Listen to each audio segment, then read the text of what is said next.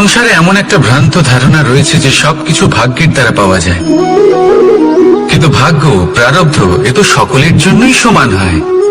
এটা তো ব্যক্তির উপরে নির্ভরশীল হয়, তার আকাঙ্ক্ষার উপরে নির্ভরশীল হয়, বাসনার উপরে নির্ভরশীল হয়, স্বভাবের উপরে নির্ভরশীল হয় যে উনি সেটা নিয়ে কি করেন। দেখুন, এই প্রসাদ কিন্তু সকলকেই দেওয়া হয়, কিন্তু তা গ্রহণ করবেন কিভাবে সেটা ব্যক্তির উপরে নির্ভর করে। আপনাকে এক উদাহরণ দিই। যেমন ধরুন, দুজন মানুষকে আমি একটা করে মাটির ডেলা দিলাম, সেটা নিয়ে তারা কি করবেন? একজন মানুষ তার ছোট ছোট ডেলা বানাবেন আর পথযাত্রীদের ওপরে ছুঁড়ে মারবেন, হাসি ঠাট্টা করবেন, তাদের বস্ত্র নোংরা করে দেবেন, সেটাতেই উনি আনন্দ পাবেন। অন্যদিকে দ্বিতীয় ব্যক্তি সেই মাটির ডেলা দিয়েই নিজের জন্য একটা কুঁড়ে ঘর বানাবেন। সেই কুঁড়ে ঘর যা রোদেতে, বৃষ্টিতে, ঝড়ে তাকে সুরক্ষিত রাখবে।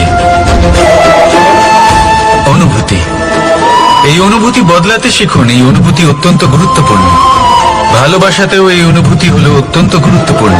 ভালোবাসা সে বন্ধুর সাথে হোক, মা বাবার সাথে হোক, ভাই বোনের সাথে হোক, স্ত্রীর সাথে হোক, যে কারোর সাথে হোক।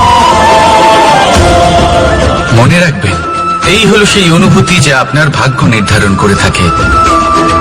তাহলে আসুন আমার সাথে প্রেমের অনুভূতি নিয়ে বলুন, রাধা রাধা। শক্তি এক অত্যন্ত বিচিত্র বস্তু, বা বলতে পারেন অনুভূতি। পিতা সবসময় চান যেন তিনি তার শক্তি পুত্রকে সঁপে দিতে পারেন, যাতে সে শক্তিশালী হয়, যাতে তার মঙ্গল হয়। তার পুত্র সবসময় চায় যাতে সে পিতার সেই শক্তি লাভ করে, কিন্তু সেই শক্তি লাভ করার জন্য পুত্র হওয়া যথেষ্ট নয়, যোগ্য পাত্র হতে হয়। আসুন আপনাকে সহজে বোঝাই। যদি আপনি সুপাত্র হন আর আপনাকে শক্তি দেওয়া হয়, তাহলে আপনি সেই শক্তির গুরুত্ব বুঝবেন, কোথায় সেই শক্তি প্রয়োগ করা উচিত সেটা বুঝবেন। আর এটা যেহেতু অর্জন করা শক্তি হবে, সেই শক্তির অপব্যবহার হবে না। কিন্তু যদি এই আপনি কুপাত্র হন আর যদি আপনাকে এই শক্তি দেওয়া হয়, তাহলে কি হবে?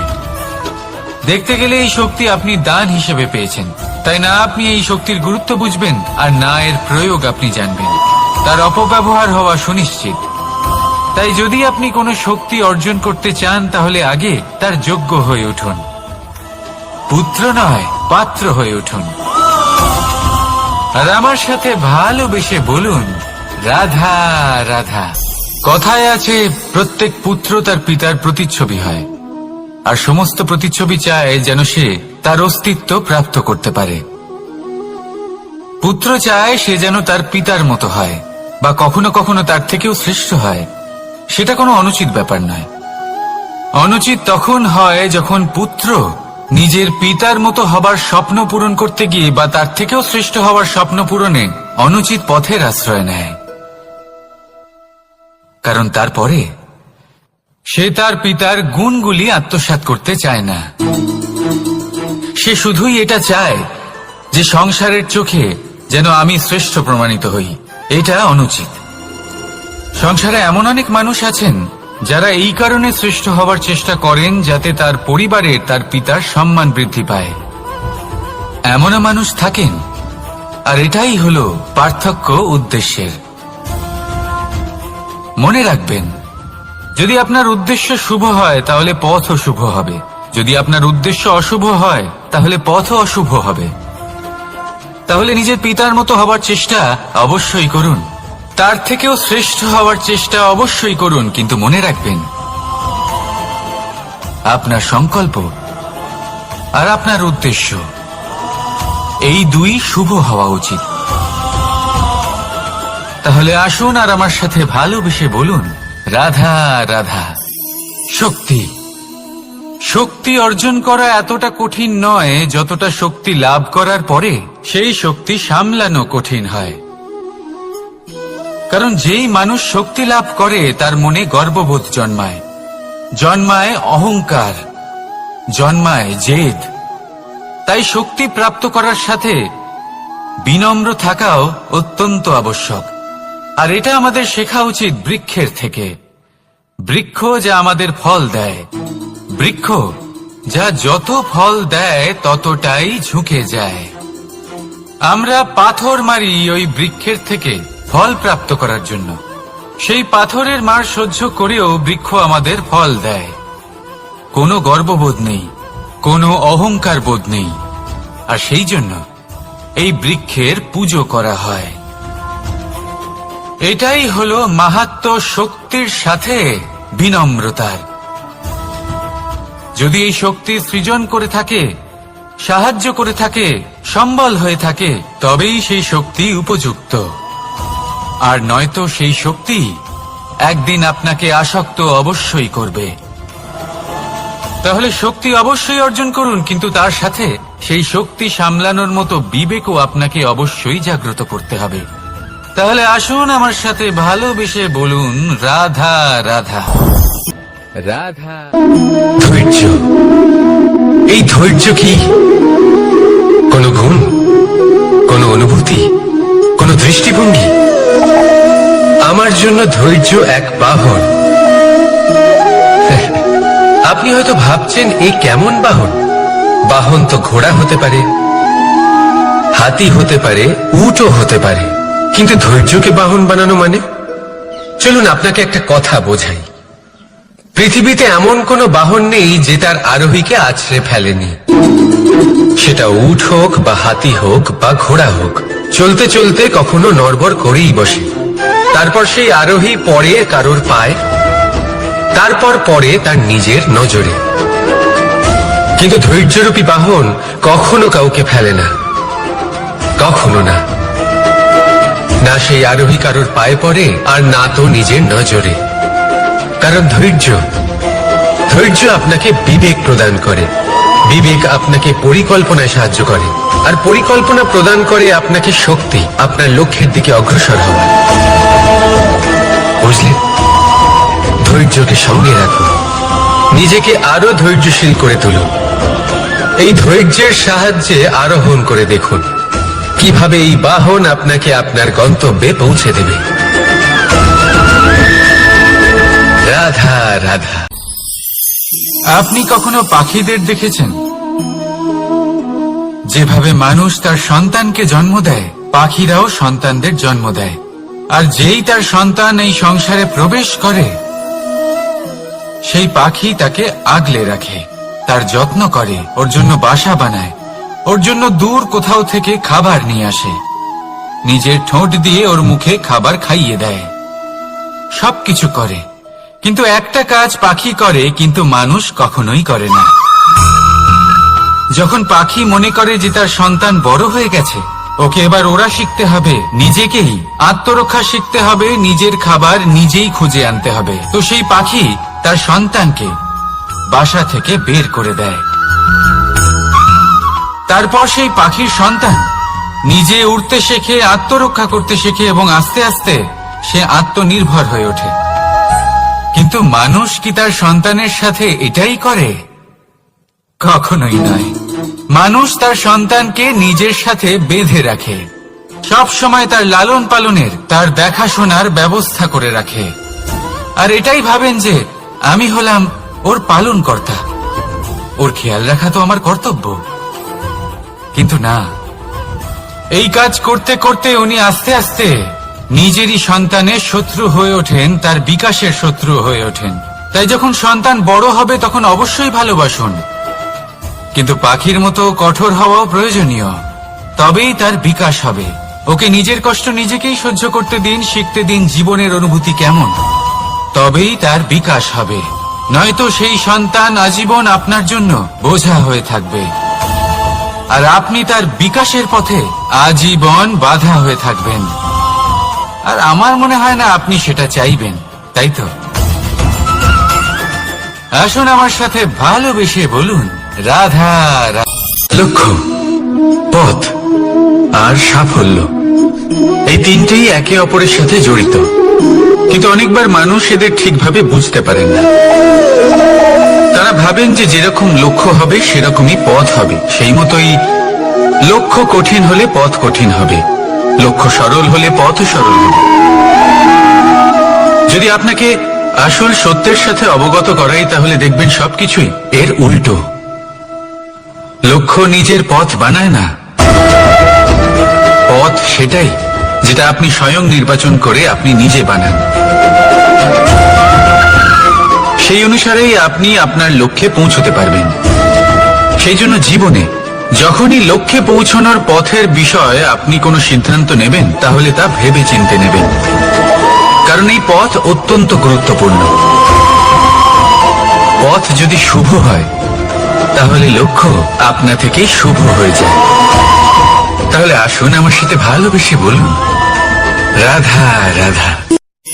এই সংসারে সাফল্য লাভ করার জন্য জ্ঞানের প্রয়োজন হয়, পরিশ্রমের প্রয়োজন হয়, দৃঢ় নিষ্ঠার প্রয়োজন হয়, নিরন্তর চেষ্টা করা প্রয়োজনীয়। কিন্তু আরো কিছু আছে যা অত্যন্ত প্রয়োজনীয় এবং গুরুত্বপূর্ণ। তা হলো ভালো বন্ধু। তাদের থাকা অত্যন্ত প্রয়োজনীয়। যদি ভালো বন্ধু থাকে তাহলে সময় এলে তারা ঢাল হয়ে আপনাকে সুরক্ষা করবেন। সময় এলে অস্ত্রের মতো শত্রুকে সংহারও করবেন। যদি তিনি জ্ঞানী হন, তাদের মধ্যে সদ্গুণ থাকে, তাহলে এই সব গুণ আপনার মধ্যেও প্রবেশ করবে। তাহলে সাফল্যের জন্য ভালো বন্ধু পাওয়া অত্যন্ত প্রয়োজনীয়। কিন্তু শুধু বন্ধু কেন, ভালো শত্রুও থাকা প্রয়োজনীয়। এবার আপনি ভাববেন, আমি কি বললাম? যদি আপনার জীবনেও ভালো অর্থাৎ শক্তিশালী শত্রু থাকে, তাহলে আপনিও শক্তিশালী হতে থাকবেন। এই শত্রু আপনাকে প্রেরিত করবে আরো বেশি শক্তিশালী হয়ে ওঠার। কখনো কোনো হরিণকে দেখুন, তীব্র গতিতে দৌড়তে থাকে। কেন তীব্র গতিতে দৌড়য়? এই কারণে নয় যে কোথাও তার জন্য মধুর ঘাস অপেক্ষা করে রয়েছে, না। সে এই কারণে তীব্র গতিতে দৌড়য় কারণ সেটা না করলে তার পেছনে একটি সিংহ আছে যে ওকে নিজের ভোজন করে ফেলবে। তাই জীবনে বিপদ, সংকট, এই সবকিছুও হলো অত্যন্ত গুরুত্বপূর্ণ। তার সম্মুখীন হতে শিখুন আর আমার সাথে ভালোবেসে বলুন, রাধা। অহংকার অত্যন্ত বলশালী হয়। এই অহংকার মানুষকে কখনো নত হতে দেয় না। অদ্ভুত ব্যাপার, এই অহংকার যা মানুষকে কখনো নত হতে দেয় না, সেটাই তার পতনের কারণও হয়ে দাঁড়ায়। যেখানে মানুষ এটা ভাবতে শুরু করে যে শুধুমাত্র সেই যোগ্য, সেখান থেকেই তার পতনের আরম্ভ, ঠিক কিনা? দেখুন, যদি কোনো মানুষ এটা ভাবে যে আমি এই সব কিছু করতে পারি, তাহলে তা হলো বিশ্বাস। কিন্তু যদি সে এটা ভাবতে থাকে যে শুধুমাত্র আমি এই কাজ করতে পারি, তাহলে তা হলো সেই ব্যক্তির অহংকার। আর এটা আপনাকে বিনাশের দিকে অবশ্যই নিয়ে যাবে। মনে রাখবেন, যখন আমি আর শুধুমাত্র এই দুই এক হয়ে যায়, সেখান থেকে আপনার পতনের সূত্রপাত হবেই। তাই আপনি কখনোই এই অহংকারের চক্রব্যূহে ফেঁসে যাবেন না। বিশ্বাস রাখুন নিজের ওপর এবং অন্যের ওপরও। আর মনে রাখবেন, বিশ্বাসের মধ্যে বিশ্বের প্রত্যেকটা বস্তু বসবাস করে। তাই এই অহংকারকে ত্যাগ করে ফেলুন আর আত্মবিশ্বাসের ওপর মনোসংযোগ করুন। আর আমার সাথে ভালোবেসে বলুন, রাধা রাধা। মানুষ নিজের জীবনে ঈশ্বরকে খুব মান্য করে। ওনার জন্য কি না করে, ভিন্ন ভিন্ন নামে তাকে স্মরণ করে, তাকে পুজো করে, তার আরাধনা করে। সে জানে যে ঈশ্বর তাকে শক্তি অবশ্যই দেবেন, তাকে সাহায্য অবশ্যই করবেন। কিন্তু যখন প্রশ্ন আসে গুরু এবং ঈশ্বরের, তখন গুরুর মান কখনো কম হওয়া উচিত নয়। কারণ সত্যি বলতে কি, গুরুই হলেন সেই সিঁড়ি যা বেয়ে আপনি ঈশ্বরের কাছে পৌঁছানোর পথ খুঁজে পাবেন। সেই পথ আপনি গুরুর থেকেই পাবেন। গুরু না থাকলে আপনি কখনো ঈশ্বর লাভ করতেই পারবেন না। আর জীবনে অনেক সময় লক্ষ্যের থেকেও অনেক বেশি গুরুত্বপূর্ণ হলো পথ। তাই এই পথের সম্মান করতে শিখুন, অর্থাৎ গুরুকে সম্মান করতে শিখুন। কারণ গুরুই হলেন পরমেশ্বর। তাহলে আসুন আর আমার সাথে ভালোবেসে বলুন, রাধা রাধা। আপনার জীবনে আপনার প্রকৃত বন্ধু আসলে কে? আপনার সব থেকে শ্রেষ্ঠ মিত্র আসলে কে? তিনি যিনি সময় এলে পরে আপনাকে সাহায্য করেন, নাকি তিনি যিনি সময় এলে পরে আপনাকে অর্থ দেন? দেখুন, আমরা হলাম মানুষ, আমাদের জীবনে লেনদেন চলতেই থাকে। এটা আমাদের জীবনের অভিন্ন অংশ। কিন্তু অনেক সময় এমন হয় যে আমরা তাকেই নিজের প্রকৃত বন্ধু বলে মনে করি, যিনি আমাদের একটা বহুমূল্য উপহার দেন, ঠিক কিনা? এবার আপনার জীবনে সেই বহুমূল্য উপহার কোনটা, ওই অমূল্য মিত্র আসলে কে, সেই সিদ্ধান্ত হলো আপনার। কিন্তু যদি আপনি আমাকে জিজ্ঞেস করেন, তাহলে আমার মতে স্বর্ণ, হিরে, মুক্ত, ধন এগুলো বহুমূল্য নয়। বহুমূল্য হলো সঙ্গ, যখন আপনি একা হয়ে যাবেন, সময়, যখন আপনার তাকে প্রয়োজন হবে, সমর্পণ, যখন আপনার বিশ্বাসের প্রয়োজন পড়বে। যে মানুষ আপনার প্রতি এই 3 গুণ প্রদর্শন করেন, যিনি আপনার কঠিন সময়ে আপনাকে অবশ্যই সঙ্গ দেবেন, যখন আপনার প্রয়োজন পড়বে আপনাকে অবশ্যই সময় দেবেন, আপনার প্রতি সম্পূর্ণ সমর্পিত থাকবেন, সেই হলো আপনার আসল মিত্র, সেই হলো আপনার প্রকৃত বন্ধু। কারণ সত্যি বললে, বন্ধুত্বের অর্থই হলো নিজেকে সম্পূর্ণরূপে কারোর কাছে সমর্পণ করে দেওয়া। তাই আপনার সেই বন্ধুর জন্য নিজের প্রাণ উজাড় করে দিন, আর ভালোবেসে বলুন, রাধা রাধা। সংকট, সমস্যা, বিপদ এগুলো তো সকলের জীবনেই আসে। অনেক সময় এমন হয় যে মানুষের জীবনে যখন এমন কোনো বিপদ আসে, তখন সে ভয়ভীত হয়ে পড়ে, চিন্তিত হয়ে পড়ে, নিরাশ হয়ে যায়। কিন্তু আমি আপনাকে একটা সত্যি কথা বলি, যে আমাদের ব্যক্তিত্বের বিকাশের জন্য, আমাদের নিজেদের লক্ষ্যে পৌঁছে দেবার জন্য এই সংকট, এই সমস্যা এগুলো অত্যন্ত গুরুত্বপূর্ণ। আর এর উদাহরণ আমি নয়, বরং প্রকৃতি স্বয়ং দেবে। আপনি নিজেই ধরিত্রী মাতাকে দেখে নিন। ধরিত্রী মাতা সূর্যের তাপ সহ্য করেন কেন? যাতে পৃথিবীতে যে জল রয়েছে তা বাষ্পে পরিণত হয়ে ওপরে উঠে মেঘ হয়, আর পৃথিবীতে বর্ষা হয়ে ফিরতে পারে, নতুন জীবন দান করে।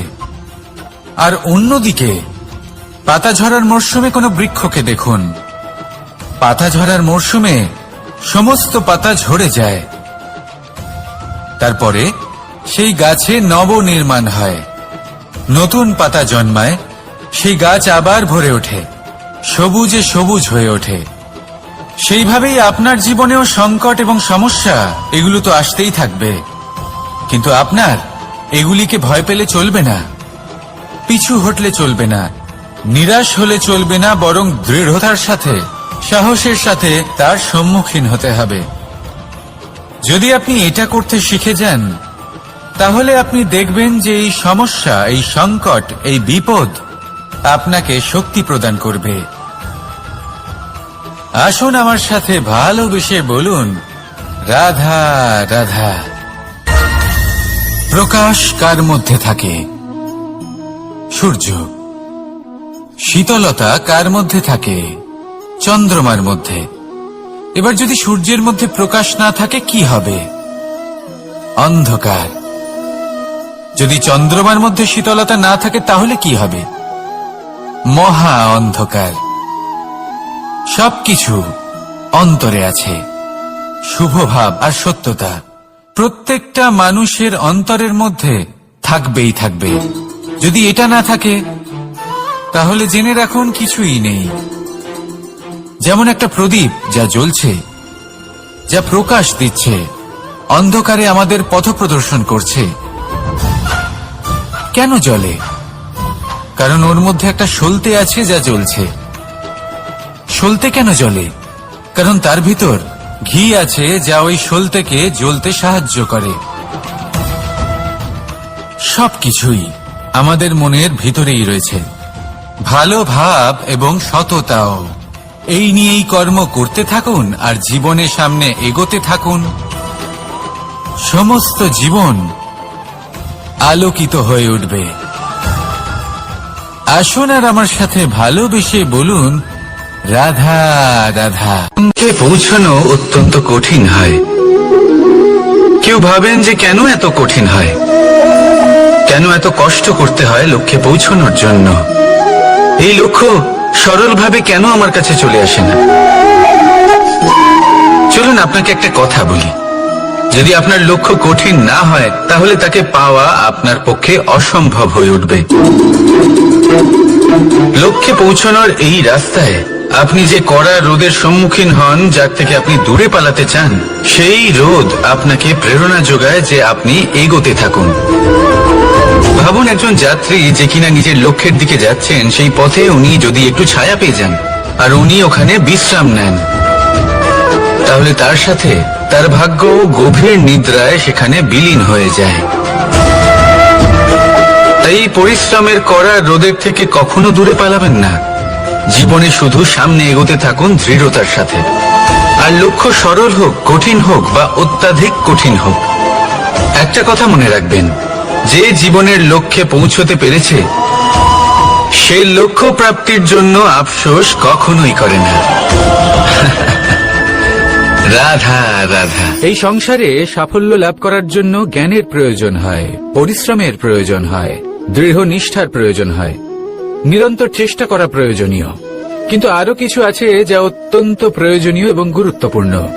তা হলো ভালো বন্ধু।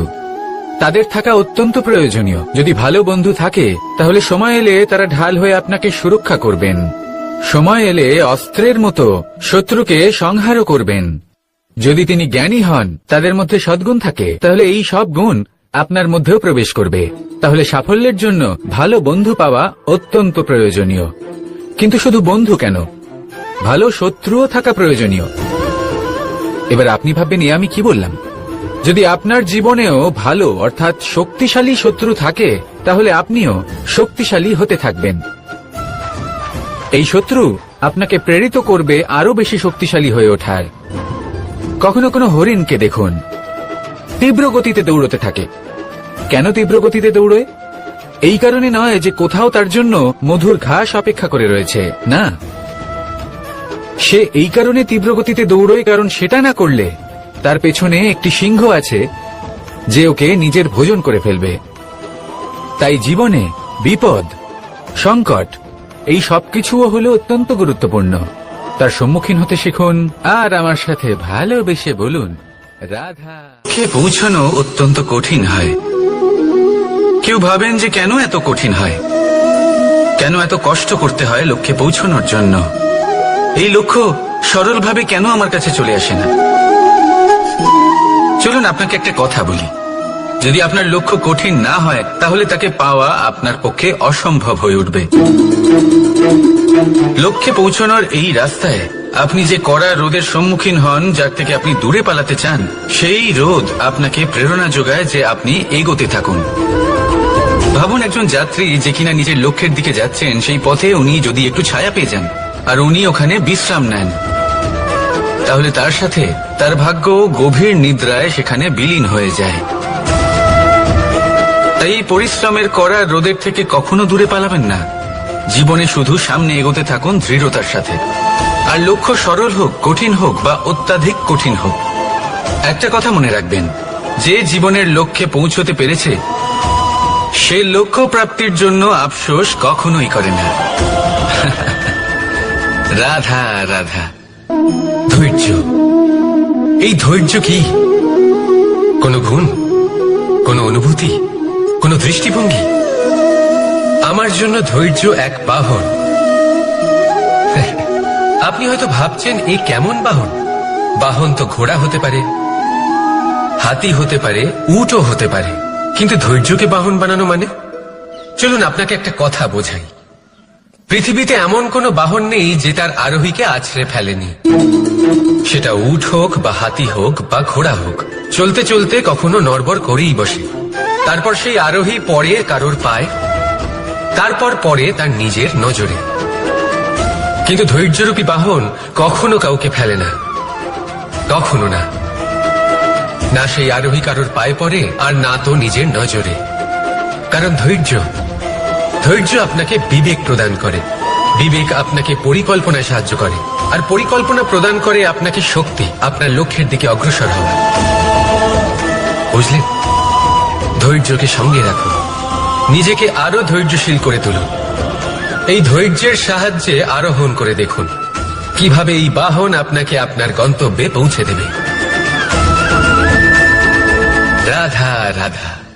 সংসারে এমন একটা ভ্রান্ত ধারণা রয়েছে যে সবকিছু ভাগ্যের দ্বারা পাওয়া যায়, কিন্তু ভাগ্য, প্রারব্ধ এ তো সকলের জন্যই সমান হয়। এটা তো ব্যক্তির উপরে নির্ভরশীল হয়, তার আকাঙ্ক্ষার উপরে নির্ভরশীল হয়, বাসনার উপরে নির্ভরশীল হয়, স্বভাবের উপরে নির্ভরশীল হয় যে উনি সেটা নিয়ে কি করেন। দেখুন, এই প্রসাদ কিন্তু সকলকেই দেওয়া হয়, কিন্তু তা গ্রহণ করবেন কিভাবে সেটা ব্যক্তির উপরে নির্ভর করে। আপনাকে এক উদাহরণ দিই। যেমন ধরুন, দুজন মানুষকে আমি একটা করে মাটির ডেলা দিলাম, সেটা নিয়ে তারা কি করবেন? একজন মানুষ তার ছোট ছোট ডেলা বানাবেন আর পথযাত্রীদের ওপরে ছুঁড়ে মারবেন, হাসি ঠাট্টা করবেন, তাদের বস্ত্র নোংরা করে দেবেন, সেটাতেই উনি আনন্দ পাবেন। অন্যদিকে দ্বিতীয় ব্যক্তি সেই মাটির ডেলা দিয়েই নিজের জন্য একটা কুঁড়ে ঘর বানাবেন। সেই কুঁড়ে ঘর যা রোদেতে, বৃষ্টিতে, ঝড়ে তাকে সুরক্ষিত রাখবে। অনুভূতি, এই অনুভূতি বদলাতে শিখুন। এই অনুভূতি অত্যন্ত গুরুত্বপূর্ণ। ভালোবাসাতেও এই অনুভূতি হলো অত্যন্ত গুরুত্বপূর্ণ। ভালোবাসা সে বন্ধুর সাথে হোক, মা বাবার সাথে হোক, ভাই বোনের সাথে হোক, স্ত্রীর সাথে হোক, যে কারোর সাথে হোক। মনে রাখবেন, এই হলো সেই অনুভূতি যা আপনার ভাগ্য নির্ধারণ করে থাকে। তাহলে আসুন আমার সাথে প্রেমের অনুভূতি নিয়ে বলুন, রাধা রাধা। লক্ষ্য, পথ আর সাফল্য, এই তিনটেই একে অপরের সাথে জড়িত, কিন্তু অনেকবার মানুষ এদের ঠিকভাবে বুঝতে পারেন না। তারা ভাবেন যে যেরকম লক্ষ্য হবে সেরকমই পথ হবে, সেই মতোই লক্ষ্য কঠিন হলে পথ কঠিন হবে, লক্ষ্য সরল হলে পথ সরল হবে। যদি আপনাকে আসল সত্যের সাথে অবগত করাই, তাহলে দেখবেন সবকিছুই এর উল্টো। লক্ষ্য নিজের পথ বানায় না, পথ সেটাই যেটা আপনি স্বয়ং নির্বাচন করে আপনি নিজে বানান। সেই অনুসারেই আপনি আপনার লক্ষ্যে পৌঁছতে পারবেন। সেই জন্য জীবনে যখনই লক্ষ্যে পৌঁছানোর পথের বিষয়ে আপনি কোনো সিদ্ধান্ত নেবেন, তাহলে তা ভেবে চিন্তে নেবেন, কারণ এই পথ অত্যন্ত গুরুত্বপূর্ণ। পথ যদি শুভ হয়, তাহলে লক্ষ্য আপনা থেকেই শুভ হয়ে যায়। তাহলে আসুন আমার সাথে ভালোবেসে বলুন, রাধা রাধা। ভাগ্য আর কর্ম, এই দুই এমন শব্দ যাকে ঘিরে সমগ্র সংসার। কেউ বলে আমার ভাগ্যে এটা ছিল না, যা পেলে আমার জীবন অন্যরকম হতো। কেউ বলে আমার গত জন্মের কর্ম নিশ্চয়ই এমন ছিল, যে কারণে এই জন্মে এরকম ভাগ্য পেয়েছি আমি। এই সব বাদ দিন আর একবার শান্ত চিত্তে ভাবুন। আপনি বুঝতে পারবেন যে ভাগ্য আর কর্ম এই দুই এই জন্মের। তফাৎ শুধুমাত্র এটাই যে যদি ভাগ্যের কথা বলা হয়, তাহলে আপনি এই ভাগ্যের থেকে যত বেশি আশা করবেন, তত বেশি নিরাশ হবেন আপনি। কারণ এই আশা আপনাকে কর্ম করা থেকে আটকায়। যদি কথা বলা হয় কর্মের, তাহলে নিজের কর্মের প্রতি যত বিশ্বাস রাখবেন, তত বেশি সফলতা আপনার কাছে আসবে। তাই একটা কথা মনে রাখবেন, ভাগ্য আপনার কর্ম নির্ধারণ করে না, কিন্তু আপনার কর্ম আপনার ভাগ্যকে অবশ্যই নির্ধারণ করে। রাধা রাধা। নাম কত সাধারণ একটা বিষয়। প্রত্যেক মানুষ যে জন্ম নেয়, তাকে একটা নাম দেওয়া হয়, যা সে পেয়ে থাকে তার মাতা পিতার দ্বারা, না হলে তার গুরুর দ্বারা, বা কোনো আত্মীয়ের দ্বারা, বা কোনো কাছের মানুষের দ্বারা। এই নামের সাথেই সে আস্তে আস্তে বেড়ে ওঠে। কিন্তু এটাই কি সেই নাম? এই নামই কি সবকিছু? কখনোই নয়। একটা নাম সেটা যা আপনি জন্মের সময় লাভ করেন, যে নামে আপনি কর্মের পথে অগ্রসর হন। আরও একটা নাম সেটা যা আপনি আপনার কর্মের দ্বারা অর্জন করেন, আর এই নামেই আপনাকে সবাই যুগ যুগ ধরে মনে রাখে। আপনার আসল নাম সেটা নয় যা আপনাকে জন্মের সময় দেওয়া হয়েছিল। আপনার আসল নাম সেটা যেটা আপনি আপনার কর্ম দ্বারা লাভ করেছেন, কারণ সেই লাভের পেছনে প্রচুর প্রয়াস লুকিয়ে থাকে, অনেক পরিশ্রম লুকিয়ে থাকে।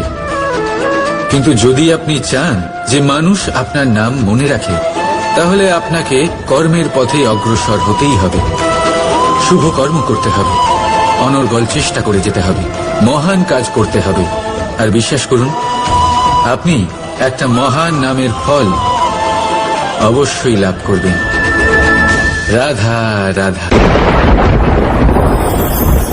আমি এখানে একা এই বনে বসে আছি, বাঁশি বাজাচ্ছি। কার জন্য?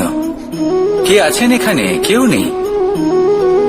আমার প্রজা, আমার রাজ্য, আমার পরিবার আমার থেকে অনেক দূরে আছেন। আমি এখানে একা এই বনে বসে এই আকাশের এই রঙের, গাছের এই সব ফলের, মাটির সুবাসের আনন্দ উপভোগ করছি।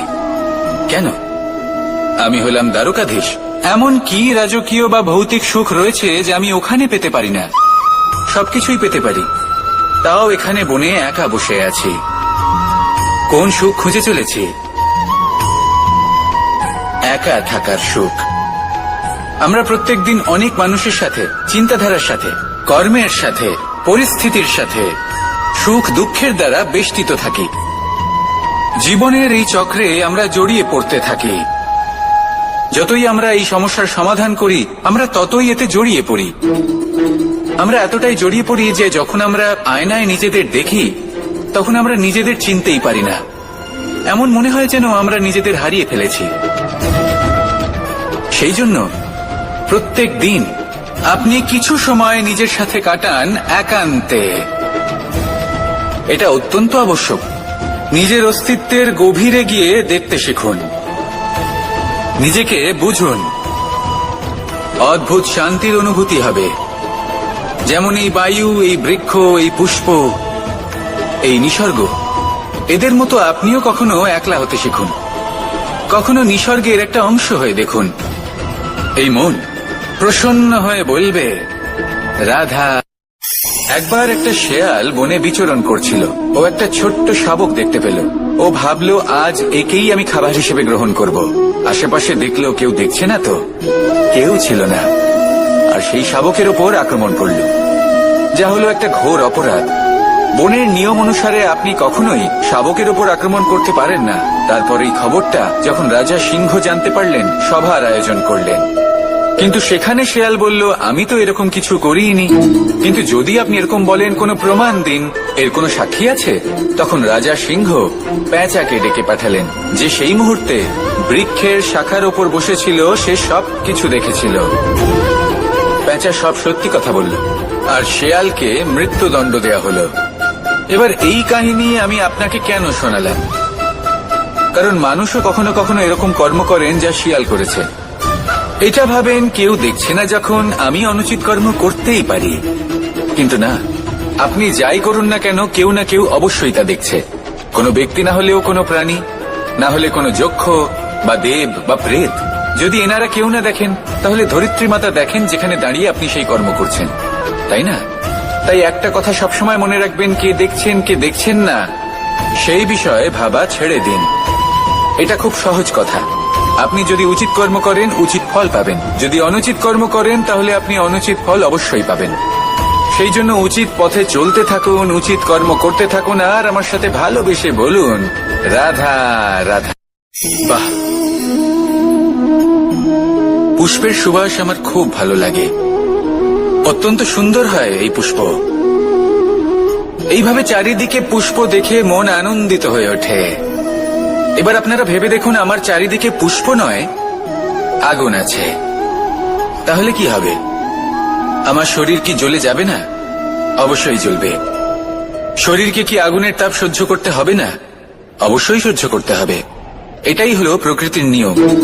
এই নিয়ম কিন্তু আমরা সবাই জানি, কিন্তু আমাদের মধ্যে বেশিরভাগ মানুষ এই বিভ্রান্তি নিয়ে বাঁচি যে এই যে প্রকৃতির নিয়ম, তা আমার ওপর প্রযোজ্য নয়। তা কিন্তু নয়।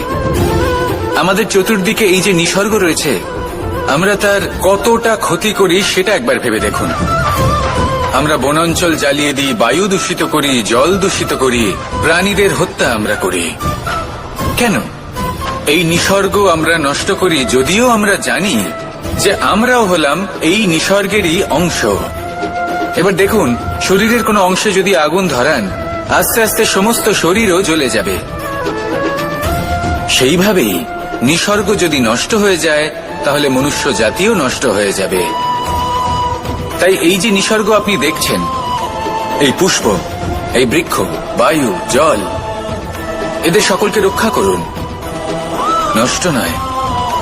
মনে রাখবেন, যদি নিসর্গ থাকে মানুষ থাকবে, যদি নিসর্গ থাকে তাহলেই জীবন থাকবে।